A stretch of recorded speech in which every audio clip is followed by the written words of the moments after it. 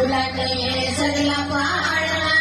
देवा घरचा देणं आहे नशिबानं घेणं आहे देवा घरचा देणं आहे नशिबानं घेणं आहे हा इष्ट घरचा ठेवा आहे नाही कुणाचा हेवा आहे हा इष्ट घरचा ठेवा आहे नाही कुणाचा हेवा आहे आईने तुला जपले तू त्याला जपशील अशी मनोकामना फुलांनी सजला पाळणा फुलांनी सजला पाळणा